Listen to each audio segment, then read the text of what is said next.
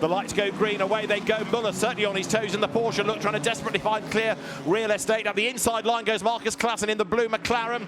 This has got contact written all over it, hasn't it? But so far, so good as they round turn one. It is going to be Goetz in the lead. Kirchhoff for second. Sandy Mitchell in the Lamborghini for third. And Muller, two wheels on the grass. Can he get the car slowed down? He can, but only just. He's really committed to this, but he's unravelling for him. Yeah, Muller would corner to the outside there. His first mistake. He was racing as he came over the line. That didn't pay dividends. And now look, Sandy Mitchell trying to go around the outside of Kirchhoff. He has to get on the brakes as Kirchhoff showed him the outside. We saw a penalty there last year for a similar move that I disagreed with. One for race control to look at already.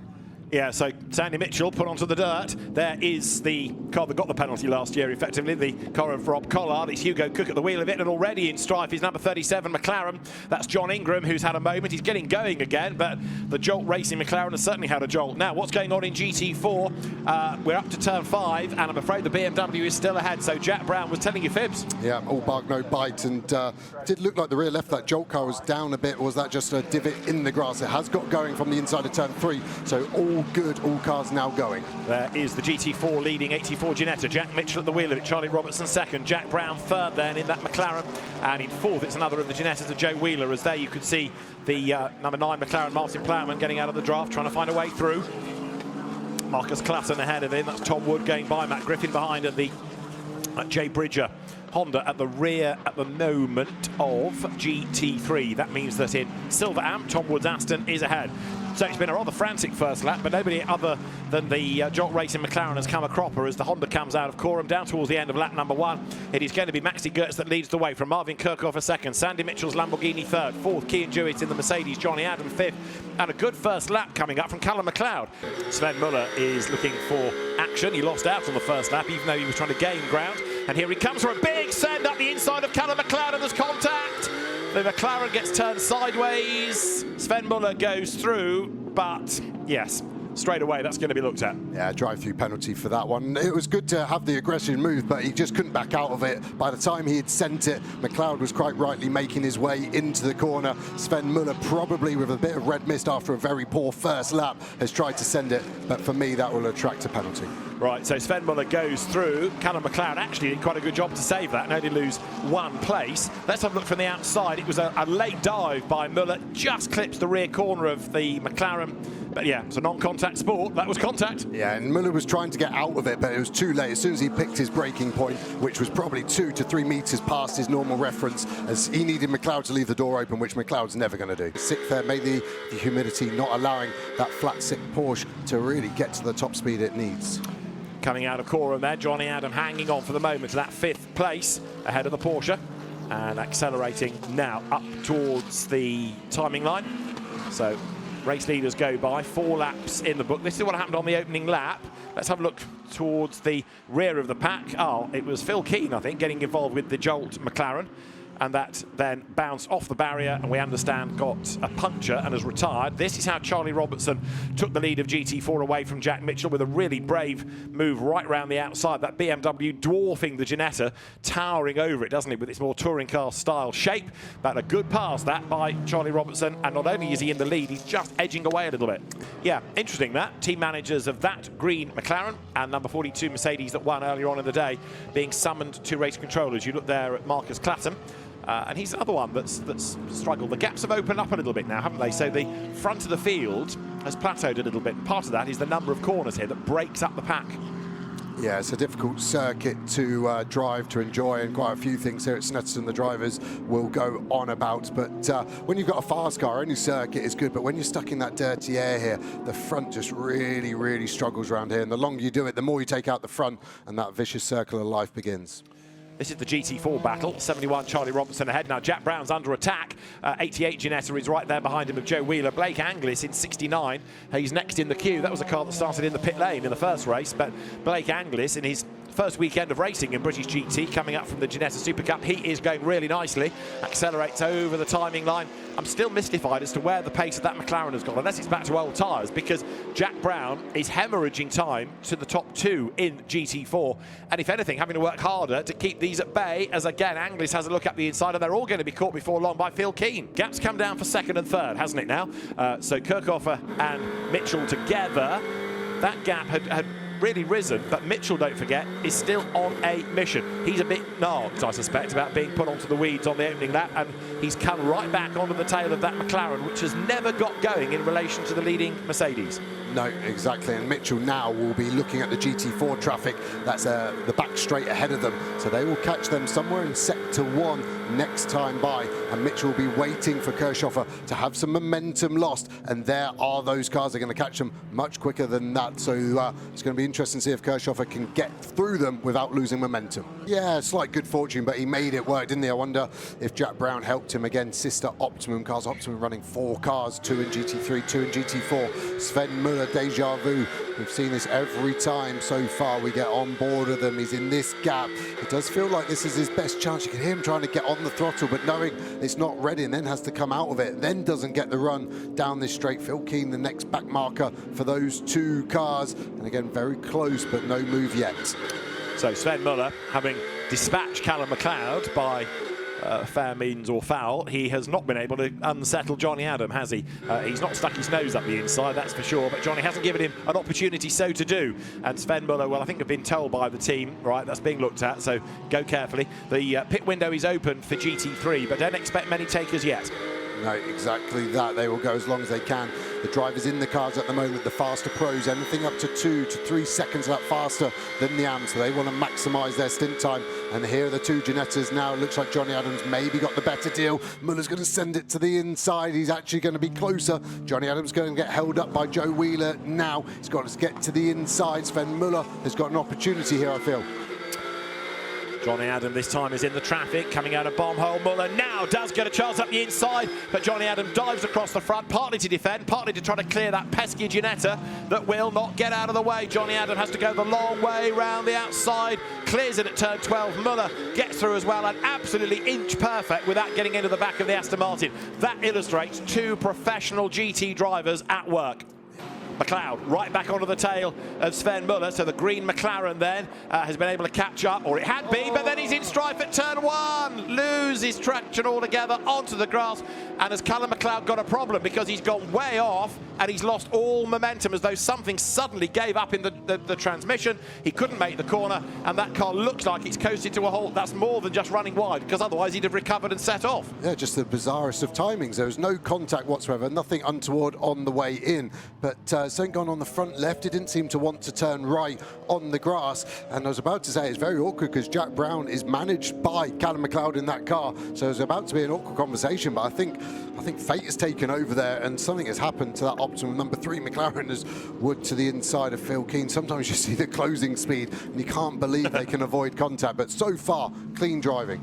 The reigning champion Petrobelli gets the inside line off the corner. Collard moves across, touring car style. Petrobelli can't get through on the inside, switches sides, but robust Rob, that keeping his elbows out. Giacomo Petrobelli might be slightly quicker, but he just can't find an Aston Martin shaped hole to get up the inside and try and challenge. And now look, Rob Collard into a rhythm, starting to settle down and get away. Yeah, but look at the gap that Nick Jones has in that Porsche. So they've had the best there, Team Parker. Muller with that incident earlier with Callum McLeod, and seemingly gotten away with just a driving standards flag on that one. Nick Jones now will want to get his head down and try and keep these 2 cars at a nice distance. He will indeed. So as the GT4 pit stops now start to cycle through, we'll have an update of the order at the end of this lap as you look at the fight going on still between Collard and Petrobelli. So it is all eyes on these 2, unless a safety car were to bunch up the field. Yeah, and that would make a big difference. Kevin Say on the dirt, turn into Hamilton there. That nearly caused him to rotate the car. Didn't actually lose too much time, maybe less than a second, but that will be the kind of view that Morgan Tilbrook wants to see. He wants to see Say making mistakes. Can he sit on the bumper and keep forcing the issue as they go on to the back straight? We'll start to see where they're at. Morgan needs to be careful of track limits there. Basically, any wheel touching a green part of the curb will be a track limit. There's a few exceptions on various corners, but the majority having these sensors we talk about. Into the pit lane comes Charlie Robertson then out of the GT4 lead to give way to Ravi Ramyeed. And the Century Motorsport team awaits the team manager of number 84 Ginetta to race control. Remember I said I was worried about the pit stop time. separated line. I was actually looking at the time screen. I missed that, but if any wheel touches, any tyre touches the solid white line, that's a straight penalty. So if they have, he will get a drive-through for that. All right, we might try and find a replay of that just to see whether my eyes were deceiving me. As into the pit lane here comes the GT4 leader, Jack Brown, for Optimum. So the last GT4 stops cycling through. 22.5 minutes to go. He's been busy. And Kevin Say still leading. The gap going up a fraction, 7/10 last time around, as the Macanese driver tries to get away. The driver belt's getting tightened up there. This was the 10-second penalty. And the reason I say it's light is I think Joe Wheeler has lost more than 10 seconds there through no fault of his own. So normally the crime and penalty run in suit as Jack Brown closes that door, and the Optimum team will get ready to push back. And this will then be our fight on track between the 90 and the 71 BMW. There was definitely contact, though, wasn't there, between Clutton and Wheeler, whereas there wasn't in that Ploughman situation. Martin admittedly was run wide onto the grass, but there wasn't elbows out contact. So there, Mark Warren is ready to join the race and then go after number 71 BMW. They have to serve 10 extra seconds for dint of winning in race 1. He's obviously been on the headlights and pressed the wrong button at some point, but he won't mind about that. Now Morgan Tilbrook with the worst job, having to do both. He's missed the apex there. Martin now, we're looking at, has he got the run into turn number 4? Doesn't look like it at the moment. Tilbrook looks like his defender. I think it could be traffic he's trying to get round, and it's Curry on his outlap, and another car to get round as well, who will be on his outlap there, as well as Mark Rowan. Found Curry in the middle of the corner, did he? Right, so he's got past the Mercedes. The Lamborghini makes its way through the traffic as well. And a very crossed up Mark Warren thrown into the race and having to not only go flat out, but also get out of the way of the GT3 cars. Tough ask for the bronze-graded drivers straight away. Now, this has played into the hands of Kevin Say, hasn't it? He was only half a second to the good when they came across the line, and now he's way up the road. Short on the pit stop time as well. So it was a disappointing first stint in terms of pure pace. This, meanwhile, is Sandy Mitchell all over the back of it is Alex Martin all over the back of Morgan Tilbrook now for second place. Tilbrook running Alex Martin out wide, coming through Coram down towards turn 12. But there's all sorts of penalties floating around for number 84, Ginetta, but possibly now to number 90, McLaren as well. The amount of teams that have lost their heads in the heat in the pit stop. Now, we don't see many drive-throughs for stuff like that, but they're coming thick and fast. Finally, that Ginetta is cleared and the leader's gone. Kevin Say can't even see him in shot, and Alex Martin now held up, and that's now gone to Morgan Tilbrook. And look how much dirt that Lamborghini goes, and that was a track limit. So that is really, and he's still only just passed into turn 2. Kevin Say pulled out 4.5 seconds on that lap alone, and Alex Martin gets hit as he tries to get the car around the corner. That was by Stephen Lake's Ginetta. Sandy Mitchell there looking on. He's done his work in that car, and the facial expression, he's trying not to relay things like oh no and oh dear, and you're having a laugh because they've fallen a long way back from second place. They've fallen a long way back from the race lead as well. They're still 8 seconds up the road over the Nick Jones-driven Porsche, but it's been a really frantic second stint, and 18 more minutes of it remain. Yeah, of Mark Warren. Yeah, Rob Collard running 5th. Giacomo Petrobelli, in fairness, is not floating away, is he? He is still doing his best to stay in touch with Rob and actually has clawed back some time on this lap. And Rob, in turn, is closing on Nick Jones. So 4th, 5th, 6th together. There's your race 1 winner with Charles Alston-Dawson at the wheel. Delayed, of course, by a false start 10-second penalty to serve on the pit stop, plus the 10 seconds of compensation time. So that is a car on the back of number 67 McLaren running in 8th place. But 67 McLaren will have a 10-second penalty to add at the end. And this, for the 1 second stop and go, is Mark Warren. Yeah, and the 1 second infuriating because it adds more than a second having to go from 40 to 0 to go again. And right at the end of pit lane, you'll see him just cruise past and pass his box, and the mechanic will stop it. Back that lost time, hasn't he? So he's on the back of Morgan Tilbrook. He's off the road again, almost up the curb. But Alex Martin, who has really found his niche in GT racing. He'd raced in Porsche Carrera Cup. He'd had a spell in the British Touring Car Championship. Struggled a little bit in touring cars, but in a GT car, he's really been very impressive. Little snap of oversteer there and a slide and a couple of lengths wasted. But the way that he's been able to rebuild and get back onto terms with the McLaren has been impressive. He's got to do it again. Yeah, what's Morgan Tilbrook's appetite here? Does he defend for second place, or does he concede and take a third? He's never had a podium at Snetterton.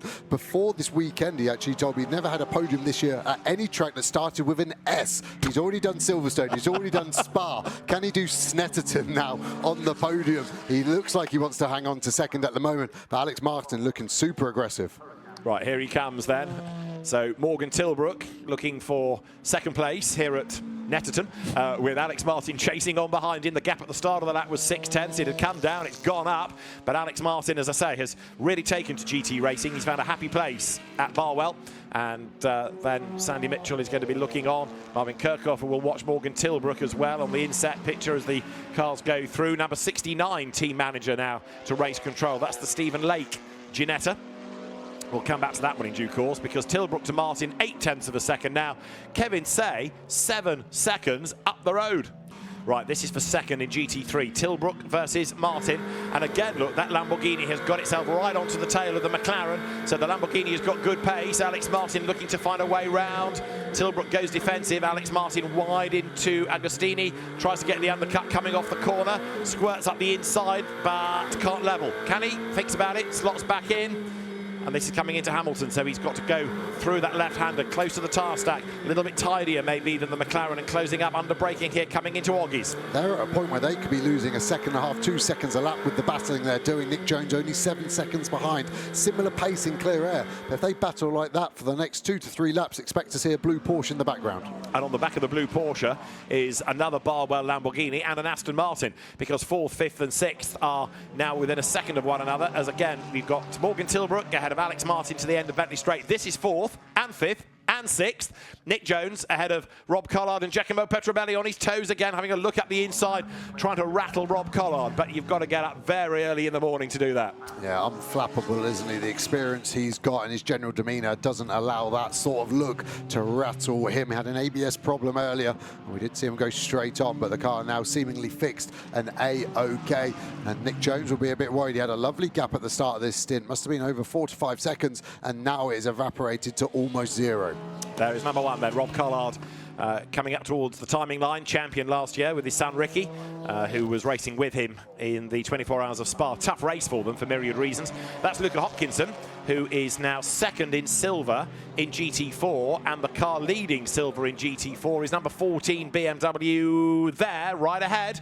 So that is Brandon Templeton. So this is another proper battle. Number 30 is John Curry. Now he is ahead of them on the track, as you can see. He's ahead of them in the overall classification. This is a proper battle for position as well, although Curry is in Pro-Am. This is the silver class lead, and they're about to have a go at the Mercedes. At the inside line, nicely done. Both go through. Yeah, good driving by all. They caught Curry by 5 seconds on the last lap, so that move was always going to happen. And I thought Curry did a good job there at keeping out of the way and not avoiding avoiding contact between them. And he's really now starting to ramp up the pressure. The team will be telling Morgan Tilbrook how many laps you've got. Relax on the straights, keep breathing. Don't stare in your mirrors, glance and then go back to looking forward. Otherwise you start to really distract yourself. Looking back from the McLaren then, 2nd and 3rd. 13 seconds being the margin now. Kevin Say is pulled out over Morgan Tilbrook, but as they make their way then down once more from the S's, you'll have the 2 of them together coming out of bomb hole. Alex Martin always seems to try, doesn't he, down towards Agostini. At this part of the circuit, possibly just flatters the McLaren a little bit more. Martin with a tighter line through Coram, but he's not going to dive up the inside into turn 12. Be a lovely last lap, last corner move, that just to pop it to the inside. High risk but high reward. Yeah, I mean, Alex has raced in the BTCC, so he knows what the move's all about. Alex at the wheel, Sandy Mitchell standing looking at all the data, all the pictures. 7.5 minutes to go. And Alex Martin is certainly not settling for 3rd place. He's doing his absolute best to find a way by, but one part of the circuit favours the McLaren. Then the next section is where Alex Martin's able to get back onto terms, but if he can't make the move, then he loses the time again. Yeah, surprised Sandy hasn't got a headset on so he can talk to Alex Martin to try and help him where to overtake, what to do. Maybe he realises that the best part there is Morgan actually runs wide. This is going to give him a great run. Morgan's so aggressive on the defence. Yeah, here he comes then to the outside line, Alex Martin. And this time doesn't actually think about the inside into the corner. Can he get the drive off the corner? He's almost in the back of the McLaren. Oddly, that turned out to be a wasted opportunity, didn't it? Yeah, it's just so hard then to pick the throttle up because you've got no space to go in front. You need to go in deep, you need to rotate the car, you need to veer off. This is all stuff that he could be getting told potentially, because he will be getting frustrated now. Is there going to be a silly move with 6.5 minutes remaining? Let's see then. It's Morgan Tilbrook in the McLaren in 2nd place. It is Alex Martin tucked up behind. Yeah, he's just keeping the pressure on. Does Morgan get to the apex here at turn 3? That's what he struggled with last lap. He's wide again, he's on the dirt. Martin's got the run, but it just then hurts him. What's he going to do? Feint to the inside, then maybe switch back to the outside. He decides there's a move on. Here he comes up the inside line. It's not quite level. Tilbrook gives him racing room. Alex Martin is going to be up the inside. This is his best chance yet. Which car is quicker off the corner? It's the McLaren, but the Lamborghini has the inside line for the next corner, and Alex Martin has done it. Finally, that has taken, what, 5, 6, 7, 8 laps worth of planning. He's finally done it, and he deserved that. Yeah, and let's see what pace he's got. Tilbrook looking racy. Great move by both. Tilbrook still very aggressive, squeezing him all the way to the inside before the run onto Hamilton. Tilbrook so far sticking well as we go to this other battle that's been going on, what feels like 5 to 6 laps. There's been an incident between Simon Orange now in the Marcus Clapton car, and that's Nick Jones off the road. Front left damage. Yeah, looked like it, didn't it? Just the amount of lock he had on to avoid the barrier, actually. Let's see, he's going to get back on, but that's going to change 4th place. The incident between Dawson and Orange turns out with no further action, but there was a clash between them. Nick Jones then now drops back to 6th place, so he's fallen behind Collard and Petrobelli. Doesn't look like any rear damage, suggesting he did that on his own. Let's find out. Yeah, just runs out of road, doesn't he? Yeah, I think he was maybe starting to defend, wasn't on the optimal line, and that was the amount of lock he had to get back on. We go on board now with Nick Jones. As he looking to inside, I think he's just simply missed his braking point, slightly offline, and he's had to put so much lock on. It's like he's driving an 18-wheeler there to avoid the barrier at turn 1. Rejoins, but a lot of time loss. Drops it down to get the revs up. So, yes, the Porsche has fallen down the order. It was a little bit battle-scarred after Sven Muller's opening lap antics, and that's going to delay it even further. So this battle now, Simon Orange versus Charles Dawson, and the two of them are together. There's obviously been something that has happened out of our view, which race control have looked at and decided it's okay, play on. But Charles Dawson then, the championship leader, trying to find more points. Well, he'll gain them anyway because that McLaren has a penalty, but he'd like to be ahead on the track. The fastest lap of the race in the hands of Maxi Goetz, and a 2nd win of the season beckons. Yeah, after a difficult Spa, obviously he had a huge crash, didn't he, before the race, and they had to use a spare chassis there. And we go back with Dawson, the McLaren. You can see the whole car leaning over, trying to find grip. The 17 Optimum car slightly closer to the BMW in front. Is there going to be a potential move on the last lap there? Hopkinson just looked like he'd lost rear grip, but maybe he's managed to calm that rear down and he can push again. Let's have a look then as the cars now make that run again down into the Agostini left-hander. So 14 BMW, 3rd in GT4, but leading the Silver Cup. Just ahead of number 17 McLaren in the hands of Luca Hopkinson. Just up the road is the now dominant Kevin Say. Maxi Goetz will be getting ready then to put his overalls back on and go to the podium. And as you say, he's going to be required for that for the 2nd time this season. We're not done yet, though, for Morgan Tilbrook, because now Rob Collard up the inside. So one Lamborghini has found a way by, and Rob Collard charges along. Contact between the two. You don't do that twice to Rob Collard. He's going to go through on the inside line. He goes wide. Tilbrook fights back, but that puts him on the outside line for the next corner. Giacomo Petrobelli tries to buy into this as well. So all of a sudden, 3rd, 4th, 5th, there's contact. Petrobelli takes the back of the Morgan Tilbrook McLaren and turns him around, and oh dear, oh dear, oh dear. Tilbrook sitting in the middle of the road. He's kept the engine going. He's going to rejoin, but Giacomo Petrobelli, I fear, is going to get looked at for that. Yeah, it was difficult. I thought Petrobelli had a right to be there. I'm not sure if Tilbrook knew he was there, but that's not a concern to this car. So Kevin Say and Maxi Goetz are going to take a 2nd win of the British GT Championship season. To the checkered flag comes Kevin Say. It is a win in round 7 of the British GT Championship. Now it's a very happy Maxi Goetz who cheers home Kevin Say by a mighty margin. In GT4, there over the line for 2nd is Ian Duggan. For 3rd and to win silver is Brandon Templeton. There's a happy Chris Salkeld on the pit wall. And after that, there is going to be the Luca Hopkinson, Harry George McLaren number 90 goes through. That was a race that really unravelled for myriad reasons for Mark Warren and Jack Brown. Collard goes through 3rd. Petrobelli 4th on the road. 5th on the road is going to be Morgan Tilbrook. This is all really provisional. Nick Jones is going to be next ahead of the penalised Simon Orange, and then Charles Dawson behind. So there's quite a lot for race control to look at. Incident between Tilbrook and Petrobelli under investigation straight away. A silver AM win provisionally, because that car's under investigation. The Johnny Ipp and Jay Bridger Honda NSX. And in GT4, number 71 BMW, Ravi Ramyeed is on target then for a third win of the season. As far as GT3 is concerned, some cars have gone through in some order, but that might be a rather different order from that is finally published. But I think this has all been pretty much plain sailing in GT4. Ravi Ramyeed and Charlie Robertson, a useful victory for points in the GT4 category. Yeah, I just want to know why Tilbrook lost so much time on the lap previous. He lost 4 seconds to Collard. He shouldn't have been in a battle to lose an easy podium at the last of the S-tracks. So, to the line comes a very happy Ravi Ramyeed then, goes through. Charlie Robertson celebrates straight away with the team. And after a slightly tough first race, that's a bit better. Another win, third of the season. But of course, they'll now carry a penalty into the next race at Brands Hatch, where we go at the end of August, and then we're back to a Donington decider for the outcome of the championship in October. Kevin Say, Maxi Goetz, race winners. In the end, it was by only, in quotes, 13.9 seconds. Kevin Say bringing it home, but an excellent drive, not putting a wheel wrong. And credit to Maxi Goetz as well, because that was a good first stint.